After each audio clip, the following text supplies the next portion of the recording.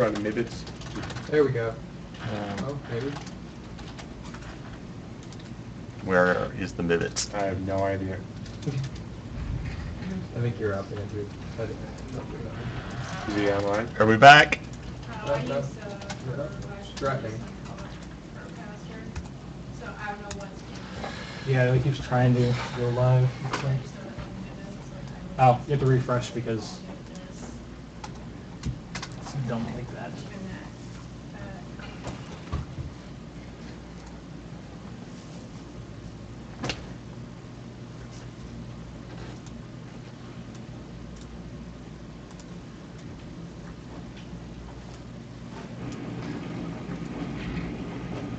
There we go. Hooray, we're back. I think. There we go. Hooray, we're back. Oh, no, nothing. I think. There we go. Hooray, we're...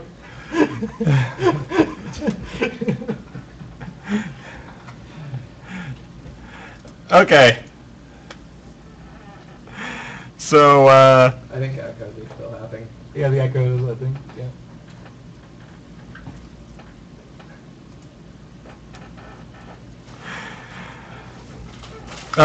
So I can't really say what happened. I've run that demo looping overnight without any problems by itself. I think there might have been some fun interactions between the demo and our streaming software running at the same time, but basically my computer melted. Well, not really melted, but yeah. So had to reboot, and let's get it running again so that we can see if the computer explodes again. So this is the joy of live coding. You know, you get to see stuff right as it happens.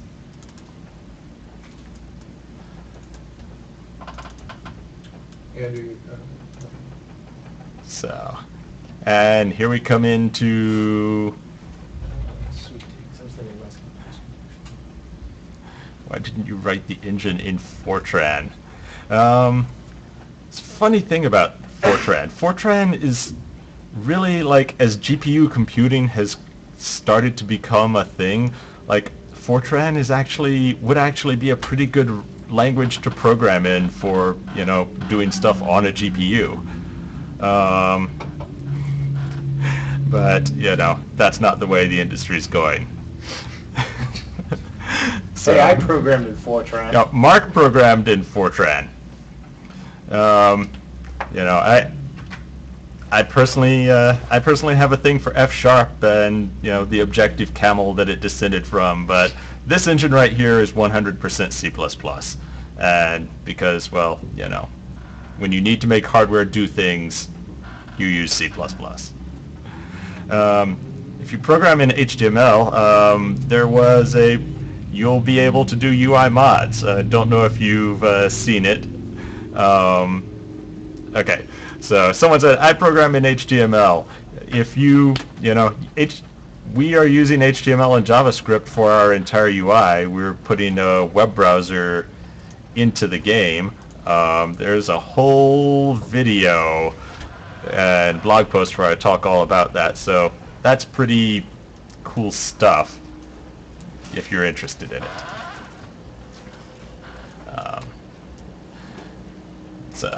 That's on the Camelot Unchained website. Let me get my chat window going here. All right, now I'm fully back.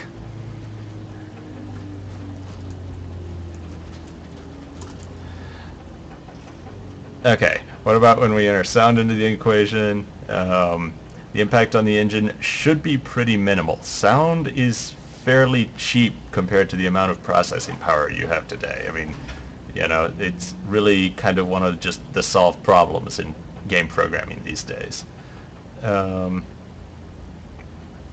If there's a fight this big of actual players, would there be any input ability lag from the player? We will absolutely try to minimize it. You know, ultimately, you do need a round trip to and from the server, and you know, but our next goal with this is to get some networking up over the next, you know, 2 weeks that we have left, and you know, hopefully we'll be able to show some of that to you in the very near future.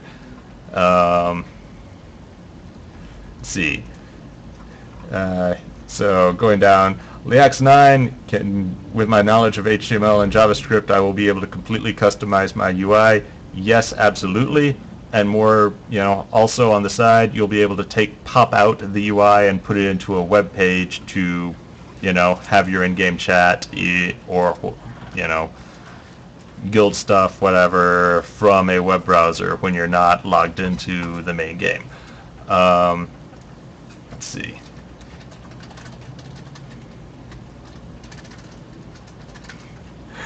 See, how many scripters and programmers do we have on staff? We are, you can see our team page. There's a total of 4 programmers now. If this funds, we absolutely will be hiring more. Let's see. So, collision detection.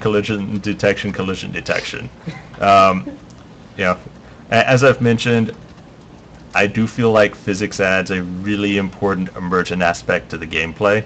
I'm going to, in terms of collision detections, collisions between players and how that might factor into gameplay, I'm going to leave that for, Mark to discuss. That's more of a game balance thing and game design thing than anything else. But in terms of objects in the world, yeah, we do want to have a degree of physics. Let's see. So, one question. Okay, why does the FPS drop when it pans behind the smoke? So, what it comes down to with something like that is the number of pixels being rendered. So when you have the smoke, when you have a whole lot of smoke right up in your face, that's essentially lots and lots of layers of smoke being put directly into the screen. And so that's, the CPU is really well optimized. We do our best regarding the video card, but that is a place where there is potential improvement to be had. So we're not done with this. There's still optimization to happen. What would collision detection do to the engine? We have a lot of CPU to burn still. I showed my CPU graph, and we're not really going above 30%. We have room for that, but in terms of physics, we want our server to be authoritative, so that's going to be the main thing driving decisions with that. Let's see. So, will my hat be wearable in the game? This hat maybe isn't very Camelot-y, although actually my other hat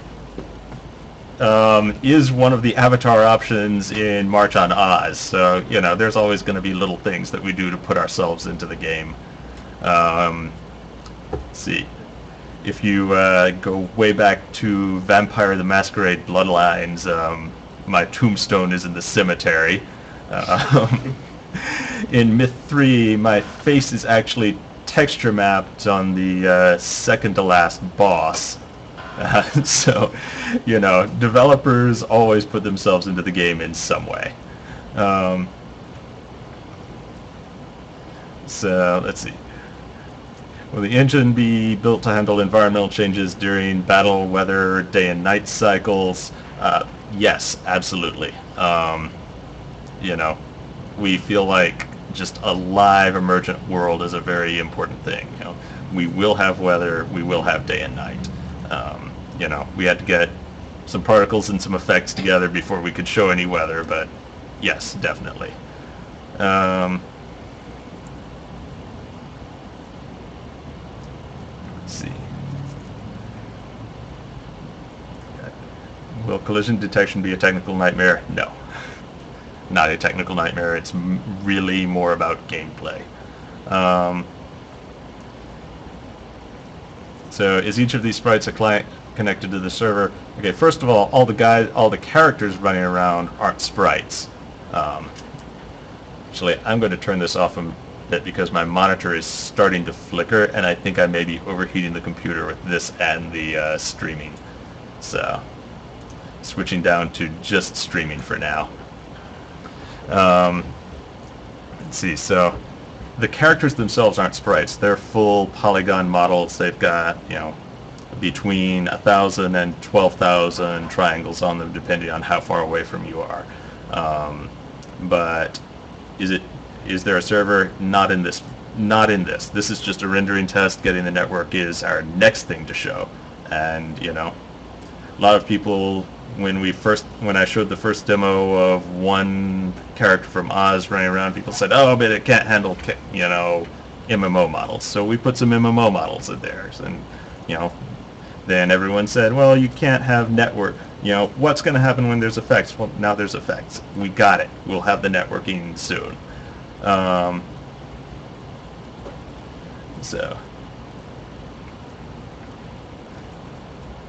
will this engine be a CSE project purchasable by others, or will we keep it as IP? Our goal is to make the game. It might not be built for, it might not be built and packaged up in a way that easily pulls out of this particular game. But who knows? That's a decision for years down the road. Let's see. Manipulate items in the game through the HTML interface. For the most part, no. That's going to be a limitation. That's going to be really a security kind of thing. Anything pertaining to the specific locations of stuff in the world or things like that, you'll have to be actually logged into the game client, because that opens up way too much just macroing and hacks and things. Let's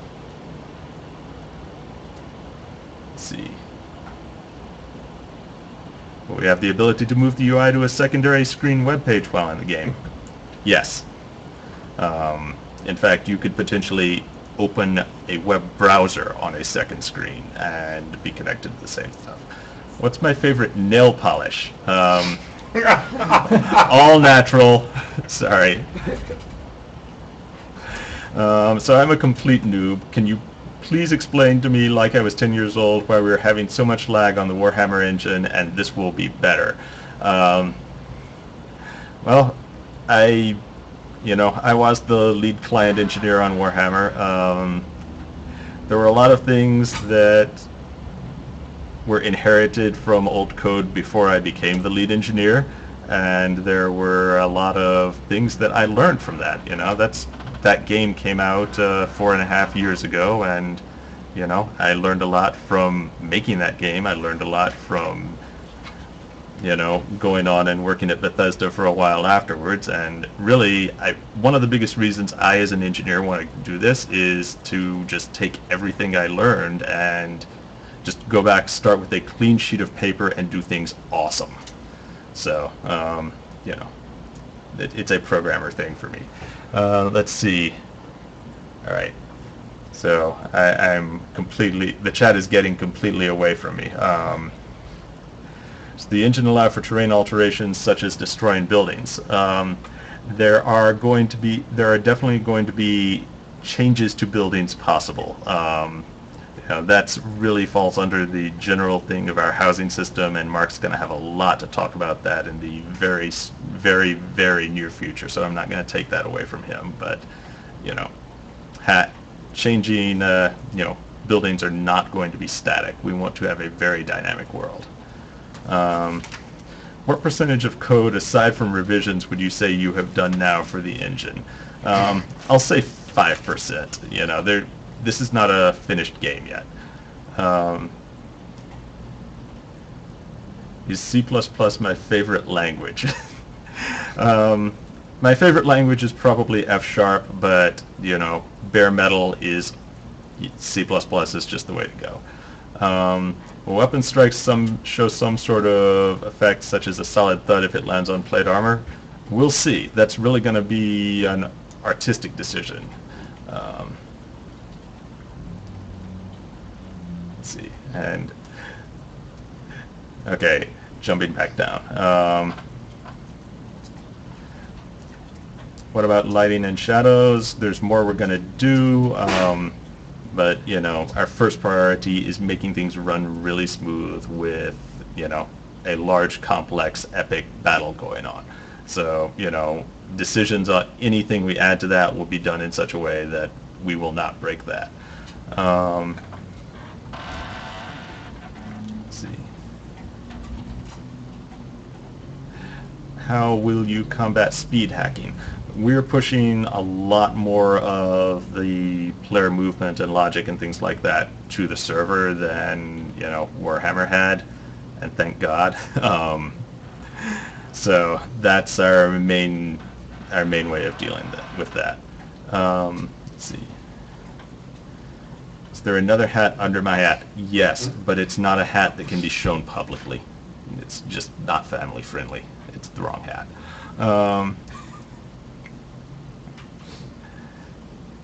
Did I ever work with Carmack?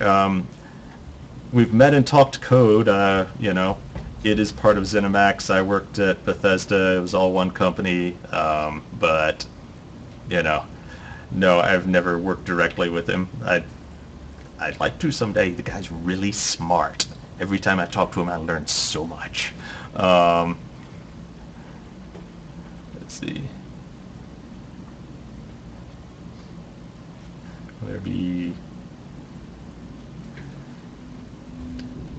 Where did I learn? Yeah, where did I learn coding? I was self-taught. You know, just grew up doing it because I wanted to. Will this be the greatest MMORPG ever made? For some people, yes. I'm a big believer that not every game has to be for every person, and you know. That's why we're doing the Kickstarter. We want to see how many of you want this game. And so far it's looking pretty good. How much voice acting will be in the game? Not much. We're going very much for a very player-driven kind of world. You know, there are not going to be epic NPC quest lines with or without voice acting. This is going to be driven largely by the interaction between players, whether that's, you know, whether that's combat, whether that's crafting, whether that's economy. You know, that's where this game is going to be, and that's what, you know, we feel like is going to be a much more sustainable game. You know, a game where you just come in and you watch all the scripted scenes and then you're done with the game. That's not a game people are going to be playing, you know, years down the road. Let's see. Will the engine perform comparable on Intel and AMD? I'm not going to make predictions about, you know, Intel versus AMD in 2 years from now. Some of them might be, one of them might be a lot faster, but in general, we have both in the office. We'll do our best to run well on both of them. Let's see. All right, so I think my computer's cooled down enough. I'm going to start the tech running in the background again.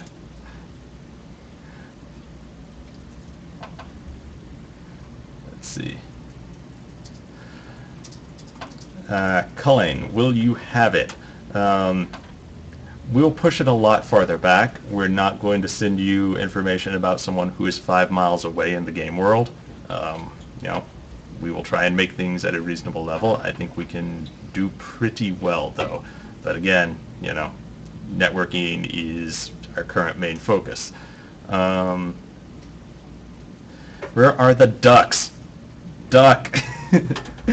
Here's a duck. If you want to see a duck running, check out on the City State Games YouTube channel, CSE Smackhammer, which is a little network demo that we did. So it has ducks in it.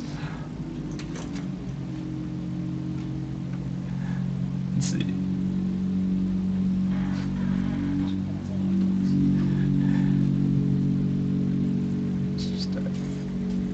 Will I be able to wield a duck sword?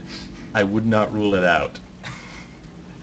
Did I work on Dark Age of Camelot? I contributed like 2 or 3 bug fixes to the Catacombs expansion, and then I went directly into, like right after I was hired at Mythic, then I went directly into Imperator and then onto Warhammer Online. See, how will Camelot Unchained utilize SLI and crossfire systems? It will. That's my answer.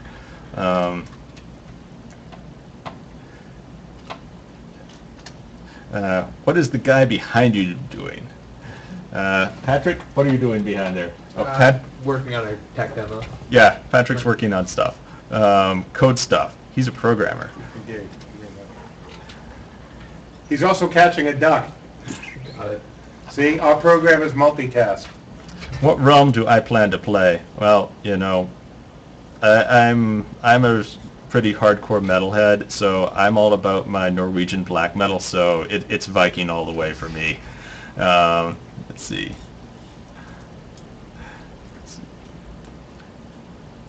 Can we have an update with Michelle? Michelle is shy. She likes other people to show off her work.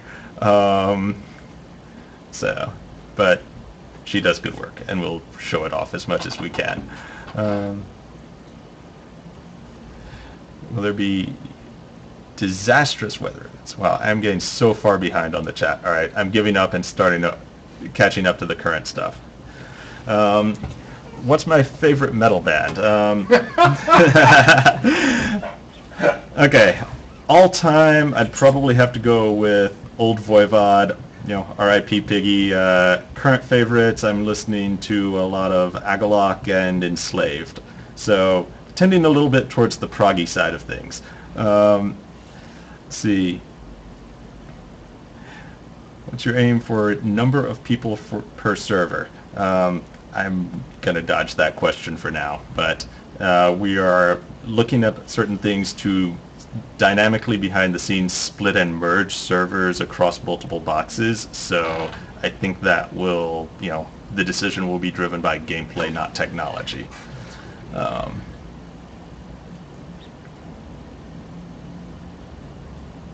see.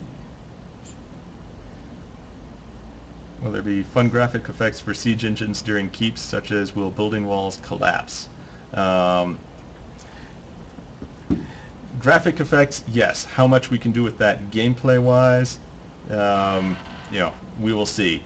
There's always this big problem when, you know, the one thing that we're still pushing towards as an industry is the siege at Helm's Deep. Like the one instant when the one goblin runs under the wall, lights off the bomb, and just all of a sudden at that instant 500 individual pieces of bricks go into separate motion, and you have to tell 2,000 people spectating, you know, hanging out in front of it about all of those. That's hard to do. There's not enough bandwidth these yet, but we're working towards it. So, are all of these characters on screen, each different in some way? Yes and no. The way we're doing this is that they are, you know, we are actually loading up multiple copies of the same model so internally they are all unique. Because, you know, everything about this is written to have, you know, hundreds of unique characters all on screen. But at the same time, you know, we don't have 500 unique models made yet. We don't even have like 500 mix and match pieces that we could put together. But, you know, if the Kickstarter funds, we will. So it's rendering at the same performance as it would if they were all unique. But, you know, they're just kind of unique things that happen to be the same shape as each other.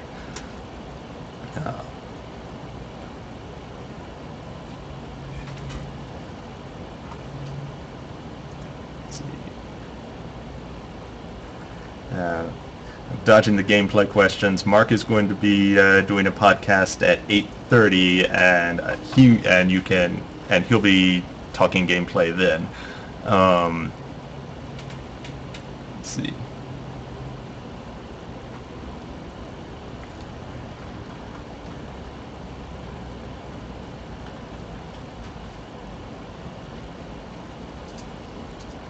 Can we get a kill cam? Yes, absolutely.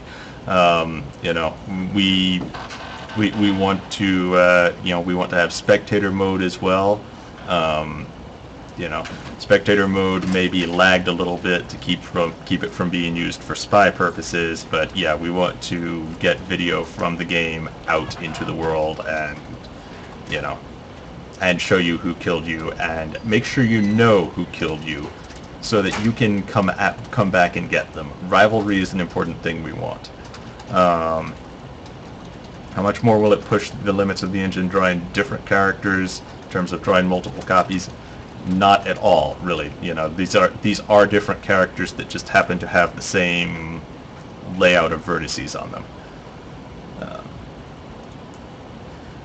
How will player movement be handled? I'm not sure.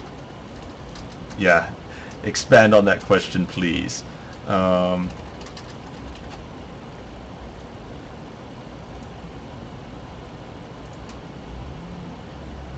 Will we see a demo of huge numbers of varying projectiles? Probably soon. I started code on our effects system Sunday night, and here it is Wednesday. So we're moving quickly.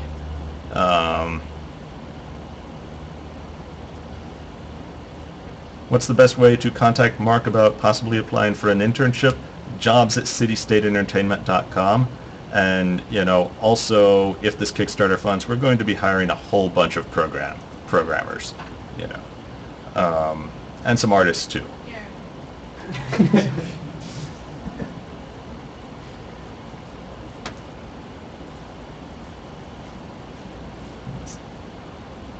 Can you add some Sturm models into the next demo? Yes, we certainly will give that a shot.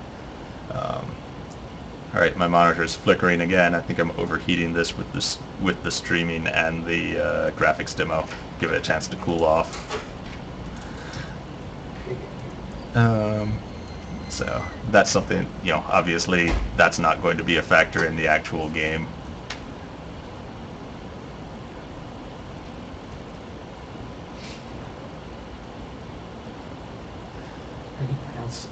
Will there be support for 3 monitors running at 2560 by 1600? Yes, if you have the video card to drive them. Because I absolutely promise you, a lot of the backers in the, $1,000 tiers are people with GeForce Titans and Tri-SLI.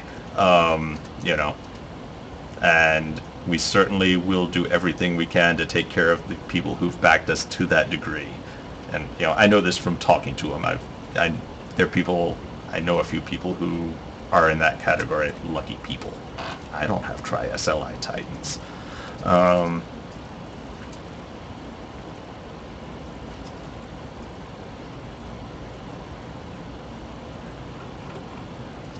you guys doing a dynamic server merges and split mechanic?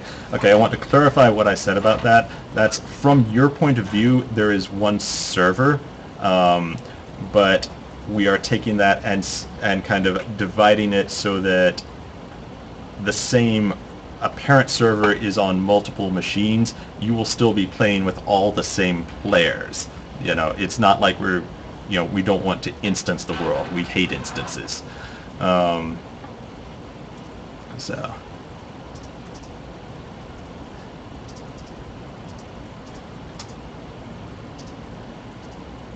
Let's see. What happens if we guys complete the game phases earlier than expected? No promises on when we'll be showing stuff. We want to be really, really open with all of you guys, though.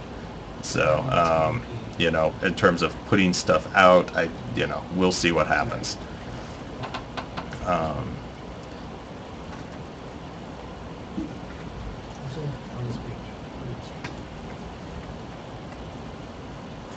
Maybe.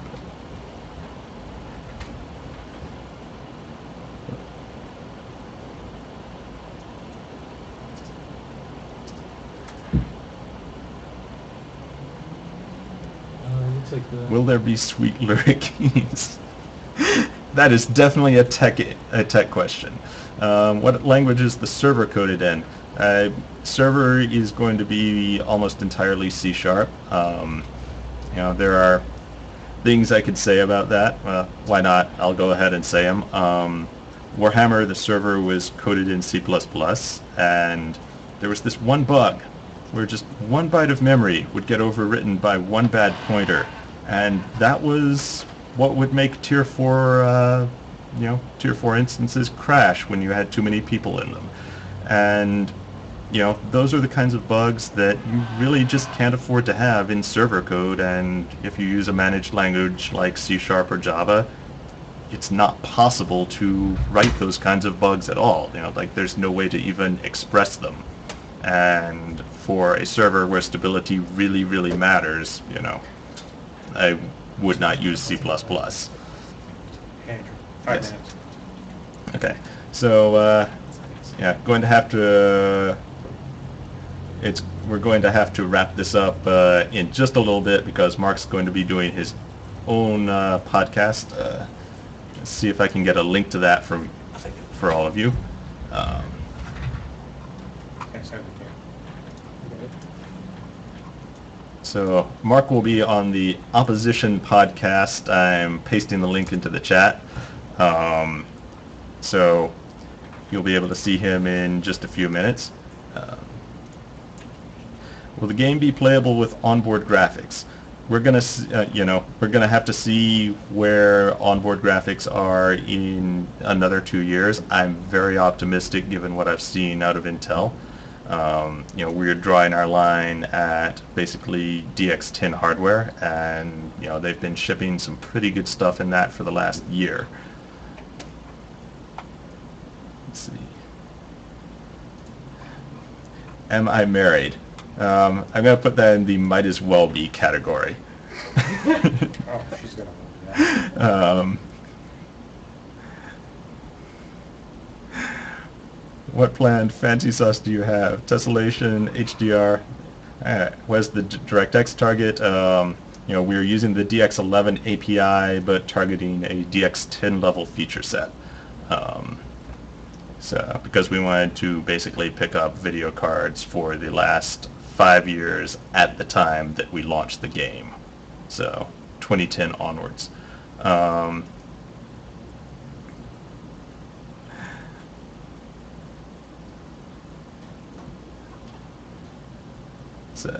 Does CSE play League of Legends?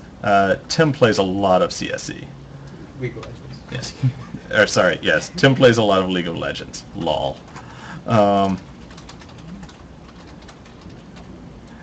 Let's see. Will there be 3D support? Yes.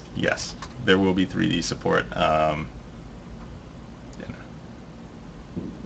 Will there be...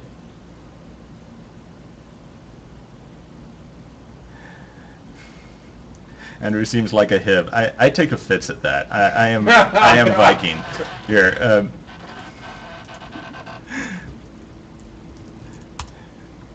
All right. So I'm going to wrap this up, and I'm going to turn it over to Mark so he can get started on his podcast. I'll take one last question though, which is how will this game compete against games with 100 million budgets like Star Wars and World of Warcraft? The answer is it's not.